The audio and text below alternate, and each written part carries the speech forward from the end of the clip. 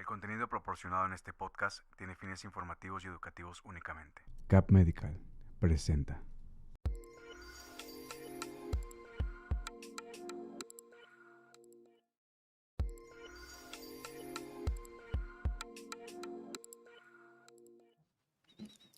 Hola, ¿qué tal? Muy buenas tardes. Sean bienvenidos al canal de Neuromarce con nuestra invitada especial, la doctora Marcela Hernández. ¿Qué tal, doctora? ¿Cómo está? Muy buenas tardes. Hola, hola, ¿cómo están todos? Buenas tardes, gracias por acompañarnos en este live donde hablaremos sobre tratamientos de migraña. Ya pasamos a la parte La parte número 2. Sí, Ya ahorita, para quienes no lo sepan, de igual manera dentro del canal de la doctora está la primera parte donde se habla de migrañas, en este caso un padecimiento que pues nos da en la mayoría de población, como lo estábamos platicando anteriormente, pues es un padecimiento muy común y pues donde se le tiene que dar la difusión suficiente para que estemos más en contexto de cómo es que reacciona nuestro cuerpo cuando sucede un episodio. Vamos a estar trabajando en la segunda parte, doctora, se quedaron todavía muchas dudas pendientes con respecto a esto. De igual manera, pues estructuramos un par de preguntas con base a lo que también nos dejaron en comentarios en redes sociales. Así que esa es la segunda parte. Pongan mucha atención, tomen nota. Si hay más recomendaciones para que las sigan al pie de la letra. Pero bueno, doctora, previo a que iniciemos ya con la segunda parte, ¿podemos ujú, dar así como un pequeño resumen de qué es la migraña nada más para poner en ok. contexto a la gente? Bueno, como ya bien lo mencionabas, Luis, la migraña pues es un dolor de cabeza muy frecuente, como ya lo decíamos. Utilizamos criterios internacionales para clasificar a la migraña o diagnosticar la migraña. Uno de esos criterios, pues, es que es un dolor que frecuentemente da en la mitad de la cabeza, ya sea el lado derecho, el lado izquierdo, que es un dolor pulsátil, que muchas veces se refiere como un latido intenso dentro de la cabeza, que es, la intensidad alcanza moderado a severo, a diferencia de cefalea tensional, donde suele ser un dolor leve, que se puede acompañar de alguno de estos síntomas como náusea, vómito, molestia a la luz, molestia al ruido, y que suele ser incapacitante o incrementarse cuando los pacientes quieren hacer alguna actividad física. Ok, excelente. Muchas gracias, doctora.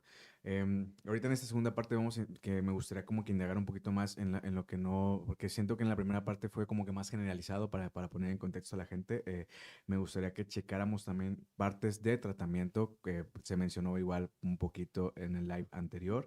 Y también me da mucha curiosidad cómo es que funciona nuestro cuerpo de forma biológica, si lo estoy diciendo de forma correcta, en estos episodios, ¿no? Porque es muy diferente un dolor de cabeza normal a, si lo puedo decir así, o a un episodio de migraña, ¿no? Porque la luz, como ahorita lo mencionó, se intensifica más en estos padecimientos, porque incluso partes musculares, como viene siendo el hombro o el antebrazo, como nos explicaba, son afectadas por este padecimiento. Pero bueno, ¿cómo podemos iniciar ahorita en esto, doctora? En la segunda parte, ¿qué nos tiene preparado? Bueno, vamos a hablar sobre los tratamientos. Es muy importante que para entender el tratamiento, pues hemos tenido que ir evolucionando y ha habido mucho más investigaciones en todo el mundo de cómo es que se produce la migraña. No les quiero dar una clase como tal de migraña, pero sí es muy importante decirles que hay una alteración sensitiva importante en el cerebro, en algunas estructuras que se llaman tálamo, la corteza parietal, y también está implicado un nervio y un núcleo, que es el nervio trigémino y el núcleo trigeminal el núcleo del trigémino, perdón.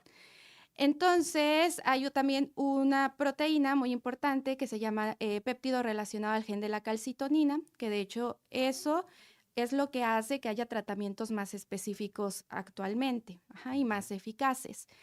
Entonces, cuando llega un paciente, ya eso es un poquito de la fisiopatología de cómo pasa la migraña, Ok. de por qué pasa la migraña. Cuando llega un paciente por primera vez a consulta y cumple los criterios de migraña, nosotros utilizamos un par de escalas para saber qué tratamiento le vamos a dejar al paciente. Que de hecho esta es la importancia de lo que hablábamos la ocasión anterior de llevar un calendario de cefaleas. Una vez que aplicamos estas escalas, los pacientes también pues tenemos que indagar si tienen alguna otra comorbilidad como hipertensión arterial, sobrepeso, epilepsia, que también está muy relacionada a migraña, que es como prima de la migraña. Muchos pacientes pueden tener las dos cosas. Si existe fibromialgia, por ejemplo, o ansiedad y depresión. Ok. Si identificamos alguno de estos factores, pues tenemos que dar un tratamiento, medicamentos que nos ayuden a tratar las dos cosas. La migraña de forma general la dividimos en una forma episódica, es decir, hoy me da un episodio de dolor y puede ser que 2, 3 meses no tenga dolor y de repente me llegue otro episodio de dolor, que generalmente está provocado pues por ayunos prolongados, por falta de sueño, porque consumí algún alimento que me desencadenó la migraña, el estrés, los cambios de temperatura. Entonces a eso le llamamos formas episódicas. Hay otras formas, que son las formas crónicas, donde los pacientes tienen más de 15 días de dolor de cabeza por más de 3 meses. Dependiendo de la clasificación, algunos pacientes, la mayoría llega por formas episódicas, les damos un tipo de tratamiento que le llamamos tratamiento abortivo. Abortivo quiere decir que va a funcionar en el ataque agudo del dolor. O sea, en el momento. En el nada momento, más. justamente. Estos medicamentos los dividimos. Sale una forma es, por ejemplo, los analgésicos, que llamamos analgésicos no esteroideos, donde ahí pertenece el naproxeno, el ibuprofeno, ketorolaco. Ajá. Y le podemos agregar algún medicamento que disminuya la náusea o quite la náusea, que muchos pacientes lo acompañan. Okay. Igual es parte de la fisiopatología de la migraña, la activación del sistema, llamamos sistema autonómico, que es lo que produce todos estos síntomas, molestia a la luz, molestia al ruido, náusea, vómito. Inclusive algunos pacientes durante el episodio de dolor pueden experimentar, por ejemplo, diarrea. Okay. Y también sabemos que el estómago se mueve de forma más lenta, tiene menor absorción cuando hay migraña y por eso es que muchas veces cuando no se toman el medicamento a tiempo, disminuye su absorción. Se podría decir que es como si nuestro cuerpo estuviera en constante nivel de estrés que, como se dice, ¿no? Lo manifiesta de una u otra manera. Ojo, aquí también quisiera comentarle, en este aspecto, he conocido a mucha gente que a veces abusa de este tipo de medicamentos y a lo mejor ahorita la gente que nos está viendo decir, bueno, pues yo cuando tengo dolor de cabeza a lo mejor me tomo tal medicamento, ¿no? Como los que menciono, paracetamol, ibuprofeno, pero qué tan bien está que hagamos eso, ¿no? Está bien establecido médicamente o tiene una afectación a largo plazo. Ahorita los medicamentos que mencionó, es necesario que tengan una prescripción, es decir, por decir cada 8 horas, no sé, cada 12 horas, que tengan una indicación médica más que nada, pues para no abusar y que pues evidentemente haga la efectividad que necesitamos, ¿no? Bueno, el más noble de los medicamentos para el dolor es el paracetamol. El paracetamol en dolores de cabeza está indicado sobre todo a 1 gramo, porque a veces toman 500 miligramos y dicen es que no me funciona el paracetamol, pero es que no es la dosis necesaria para los dolores de cabeza. Paracetamol, aunque es un medicamento noble y que tiene muy pocos efectos secundarios, no es un medicamento específico para migraña. Okay. Se recomiendan algunos otros analgésicos, como ya decía, naproxeno, pero dosis de 500 a 1 gramo, ketorolaco a dosis de 30 miligramos, ibuprofeno de 600 a 800 miligramos, y sí se ha demostrado efectividad, sobre todo cuando el dolor de cabeza aún es leve. Okay. Sí puede interrumpir los mecanismos y que el paciente pues no pase a un dolor moderado o severo, aunque no es en todos los casos. Efectos secundarios de este tipo de medicamentos, bueno, en los pacientes que lo toman de forma crónica puede producir úlceras en el estómago, sangrados de tubo digestivo por úlceras en el estómago o también puede afectar los riñones. De forma general, pues no se recomienda el abuso de estos medicamentos porque también pueden producir o aumentar los episodios de migraña. Es decir, el cerebro empieza a tener algunas modificaciones, sobre todo en la percepción del dolor, y entonces van a necesitar más analgésicos, pero la mayor cantidad de analgésicos va a producir más dolor y es un círculo vicioso. Okay. ¿Cuándo consideramos que un paciente está teniendo abuso de medicamentos o de analgésicos? Cuando toma más de 15 tabletas o más de 15 dosis de naproxeno, ibuprofeno, ketorolaco.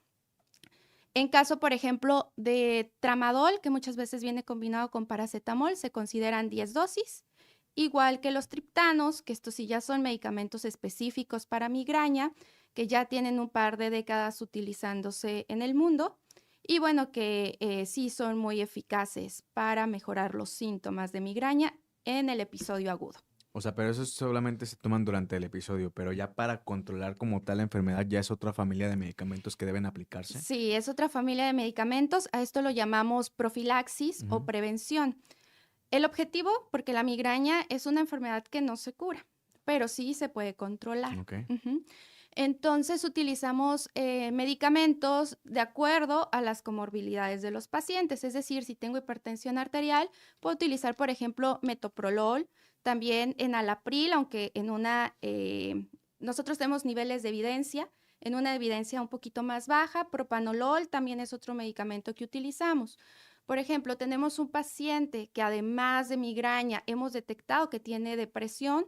Utilizamos un medicamento que se llama amitriptilina, que es un antidepresivo que lo llamamos tricíclico. Bueno, esto no lo tienen que saber como tal los pacientes, pero muchas veces pasa que los pacientes me dicen, doctora, yo no estoy deprimida. Digo, siempre tenemos que ver si un paciente efectivamente está deprimido o ansioso y tenemos que hacer un manejo conjunto con el psicólogo o el psiquiatra. Sí, como usted mencionó al inicio, ¿no? Y justamente lo platicábamos en el live anterior, es un contexto de todo. O sea, el que se haya detonado un episodio de migraña siempre tiene una causa, ¿por qué? ¿No? Puede ser tu estilo de vida, puede ser que traigas depresión, ansiedad, el nivel de estrés alto, y por eso es que ustedes requieren saber, si no bien las cosas puntuales de la vida de cada una persona, sino saber qué fue lo que lo causó, ¿no? Exacto. Ok.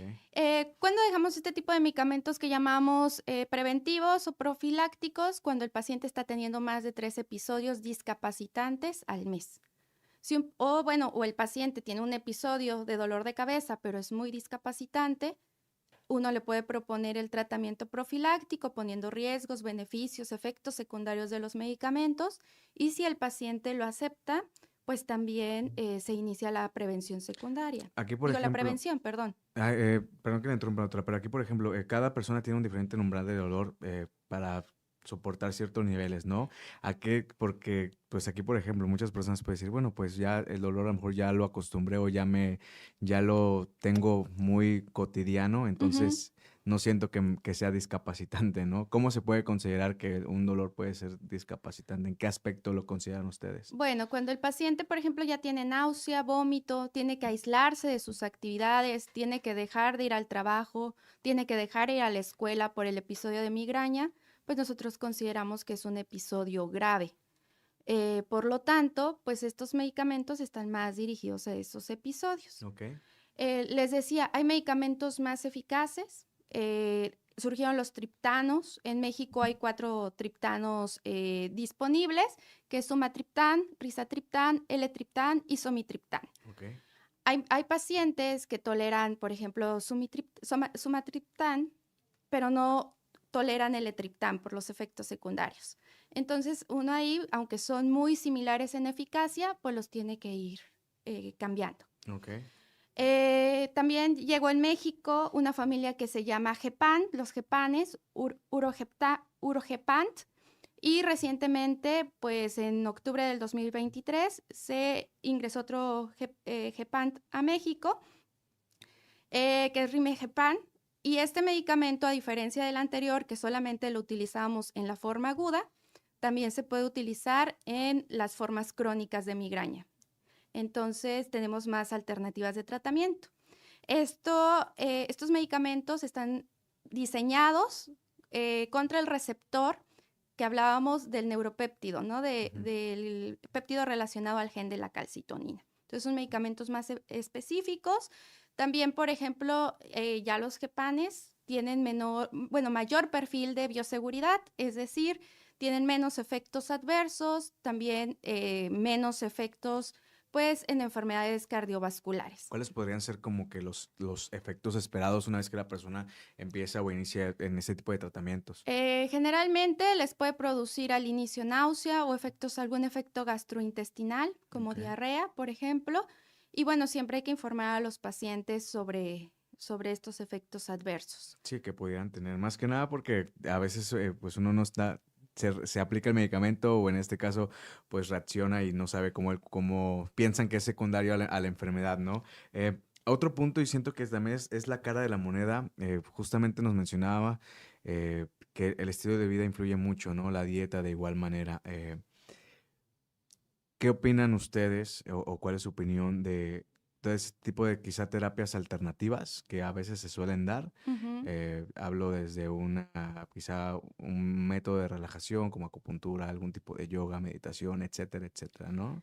Lo que se ha comprobado, lo que tenemos con estudios que funciona, es terapia de relajación y yoga. O sea, si los pacientes tienen migraña y practican estas dos cosas, ha habido una disminución en los episodios de migraña. Acupuntura, por ejemplo, masajes quiroprácticos, pues los estudios no se ha visto que tenga un beneficio mayor. Entonces, pues la recomendación es que si padecen migraña, pues realicen ejercicios de meditación o yoga y también se ha demostrado que funciona. Es un efecto igual. Ujú. Y en casos, por ejemplo, hablándonos ya, yéndonos al sector femenino, ¿no? Cuando sabemos que hay episodios una vez cada mes y, por ejemplo, el sistema hormonal está un poquito más fuerte, se pueden dar un poquito más de episodios en este aspecto, los niveles de estrés pueden estar más altos. ¿Qué es lo recomendable ahí? O sea, ¿qué es lo que pueden hacer en este caso las personas que nos están viendo para poder reducir o mitigar quizá esos efectos que pudieran darse? Bueno, se recomienda que antes del periodo menstrual las pacientes no consuman cafeína, Ok. que traten de no desvelarse, que hagan estas terapias de relajación, de meditación o yoga.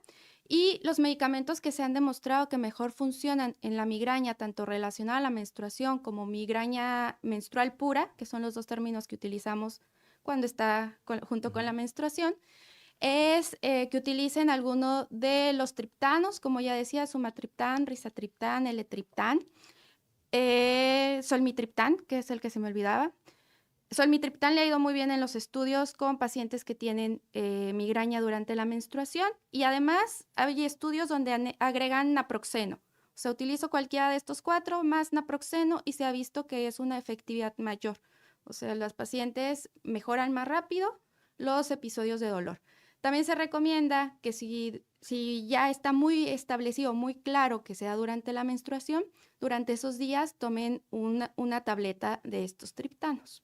Sí, en ese caso para poder prevenirlo o en el momento que sucede el episodio poder cortarlo. Bueno, esto es como más prevención, Ok, ok. más prevención, pero si tienen dolor durante la menstruación, que no tuvimos a lo mejor pues estas pautas para prevenir, se recomienda que se tome durante el momento agudo. En cuanto a la alimentación, ¿alguna recomendación que les pudiera dar también? Bueno, la alimentación, no hay como alguna dieta en especial para pacientes con migraña, solamente pues las recomendaciones que decíamos, quizá me faltó anexar que el tomate, por ejemplo, también puede producir mayores episodios de dolor de migraña y bueno, eso es un alimento pues de consumo común. Común, exactamente, sí, Ujú. recurrentemente, algo muy difícil que se pueda quitar. Sí. Actualmente ha habido algún ya con base a toda la información que me estaba compartiendo, ha habido tendencias donde quizá se pueda evitar un primer episodio de migraña o ha habido tendencias de investigación médica actuales que nos pudiera compartir. No, como tal, pues decíamos, hay alguna predisposición a padecer migraña, ya sea por herencia o porque ya viene con el individuo con alguna predisposición. A eso pues le agregamos factores externos, Ujú. decíamos, muchas mujeres o más o menos el 10% de las mujeres sufren su primer episodio de migraña cuando inicia la menstruación. Entonces es también mucha implicación hormonal. Lo que sí se recomienda en estos casos, por ejemplo, es que ciertos anticonceptivos hormonales, sobre todo los que tienen dosis altas de estrógenos, pueden desencadenar migraña. Entonces, ahí a lo mejor tengo la predisposición y estoy tomando anticonceptivos donde el principal compuesto son estrógenos, entonces pues le estoy dando. Exactamente, pudiéramos ahí evitarlo, ¿no? Sí. O reducir la dosis o en este caso acercarse pues con el médico que a lo mejor está prescribiendo el anticonceptivo y pues comentarle más bien el efecto que está teniendo. Ujú. Doctora, antes de terminar, ¿algo más que le gustaría agregar? Sí, me faltó ahí mencionar un poquito. Utilizamos también antiepilépticos, Ujú. bueno, medicamentos que ayudan para, anteriormente le llamábamos convulsiones, ahorita son crisis epilépticas, pero también lo utilizamos para migraña. Ok. Entonces, recetamos valproato de magnesio, de sodio, utilizamos topiramato, que cuando los pacientes lo buscan, se asustan y me dicen, doctora, yo no lo voy a usar porque yo no convulsiono, ¿por qué me está mandando esto, no? Entonces, decirles que lo utilizamos en una dosis más baja, lo prescribimos de acuerdo a cada individuo, como les decía, no tenemos una receta de cocina, siempre se debe de individualizar cada paciente.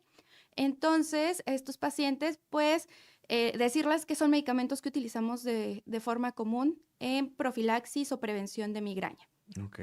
Estos tratamientos, ¿cuánto tiempo lo mantenemos? Reevaluamos al mes que esté funcionando, es decir, están teniendo menor intensidad o menor número de episodios con el medicamento.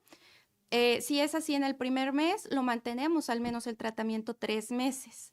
Si en estos 3 meses se redució el número de episodios o intensidad del dolor, podemos plantearle al paciente, bueno, también utilizamos nosotros las escalas, por eso es lo importante de la consulta, le planteamos al paciente el retiro del medicamento. Si eso no, si ya el paciente se le puede retirar el medicamento, pues hacemos la prueba y si el paciente tiene una recaída, se tiene que dejar por al menos 6 meses e inclusive el año, o sea, 1 año de tratamiento. Okay. Entonces, eso, por una parte. Lo otro es que utilizamos también toxina botulínica. Comercialmente el más famoso es Botox, que muy pocas personas lo saben.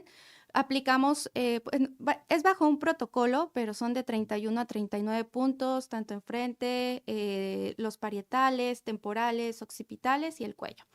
Entonces son puntos que repartimos, que nosotros ya tenemos estudiados por un protocolo que hay y que también se ha visto que les mejora mucho el dolor de cabeza. ¿Y estas aplicaciones de Botox, por ejemplo, son de por vida o es cada vez, una vez al año, cada 2 años? ¿Cómo lo están? Bueno, la efectividad es de 4 a 6 meses. Ok. O sea, es el tiempo que dura la toxina botulínica. Ahí igual depende si es una forma crónica, lo tenemos que dejar con algún otro medicamento y les funciona bien. Pero también hay pacientes pues que son un tanto resistentes al tratamiento. Claro. Y para esto llegaron anticuerpos monoclonales. Los anticuerpos monoclonales empezaron a estudiar en 2013, se aprobaron en 2018, llegan a México en 2020, 2021 y actualmente tenemos 2 anticuerpos monoclonales que entraron a México desde hace 2 años y que se aplican de manera subcutánea, que también se utiliza tanto en migraña episódica como en migraña crónica. Hay un anticuerpo monoclonal que está en infusión, pero todavía no llega a México. Okay. Y las ventajas de utilizar los anticuerpos monoclonales es que son efectivos de forma más rápida. O sea, los pacientes ven mayor efectividad en menor tiempo comparado con los medicamentos tomados o inclusive con la toxina botulínica. Desventajas, pues es que sigue siendo un medicamento caro. Claro. Porque son moléculas pues relativamente nuevas. Pero pues son efectivas. Además de esto, tienen menos efectos secundarios. No hay que tener no aumenta los riesgos cardiovasculares. Y otra cosa importante es que se puede combinar con otros medicamentos preventivos. O sea, puedes poner el anticuerpo más otro medicamento preventivo si es que los pacientes no mejoran solamente con el anticuerpo. Y por ejemplo, también si hay pacientes que ya están tomando medicamento para alguna diabetes o alguna hipertensión, por ejemplo, o sea, de igual manera no hay alguna afectación, me imagino. No se contraindica, aunque, bueno, todavía faltan algunos estudios en poblaciones especiales, como los pacientes que tienen, pues, cardiopatía isquémica o hipertensión arterial descontrolada. Excelente. Doctora, muchas gracias por prestarnos parte de su tiempo y pues compartirnos esta información. Esta fue una segunda parte donde hablamos ya de migraña. Si tienen alguna duda, déjenlas en las cajitas de comentarios. Vamos a estar trabajando para poder contestar cada una de sus preguntas con el apoyo de la doctora Marcela. Para todas las personas que requieren una consulta con usted, doctora, ¿nos pudiera compartir dónde está consultando actualmente? Sí, me encuentro en Monterrey, Nuevo León, en The Brain Clinic. Los números, la dirección va a aparecer en pantalla. Acuérdense que esta es información. Necesitan pues tener su consulta con su neurólogo y pues les proporcionamos la información para que vengan con nosotros si es que lo requieren. No, sí, exactamente, como lo que lo menciona, no nada más es como para acá, ya vi el live, ya sé qué tomarme y me voy a automedicar. Sí, no, eso no es recomendable. Se trata de que este tipo de espacios es para que ustedes conozcan toda la información posible con respecto a todos los padecimientos específicamente enfocados a la neurología y pues qué mejor que la doctora Marcela que nos esté explicando cada día como cada semana de un tema nuevo. Doctora, nos estamos viendo la próxima semana. Van a estar publicados ahí en las redes sociales de la doctora Marcela cuál va a ser el siguiente episodio, de qué vamos a hablar. Entonces, esténse muy atentos.